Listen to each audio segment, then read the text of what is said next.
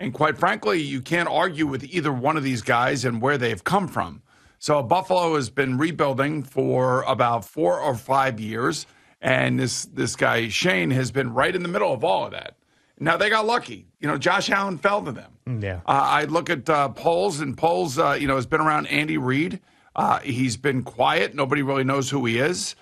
He's probably one of those guys that, he's a former offensive lineman at Boston College, by the way, and he was a teammate of Matt Ryan. So he's been around football. He knows football. The Boston College connection, I always tell you. Yeah, with the Giants. There's something there.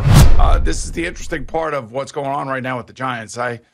If they trot one of those guys out there, they will have come from good places. Yeah. That have good players, good rosters, and that's really what their job is. Their job is to evaluate the roster, decide, who stays, who goes, and then hopefully have an enormous impact when it comes to the draft. Is it fair to say, though, that you're looking at two organizations and deputies in the front office of these two organizations that essentially are really good because they got lucky with a quarterback and they've got a good head coach?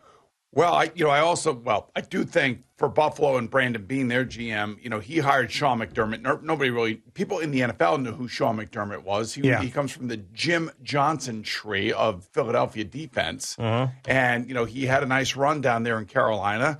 And then Brandon Beane came with him. It's just like, that's what you're trying to find. You're trying to find the next really energetic head coach is what you're trying to find. And you're also trying to find a guy.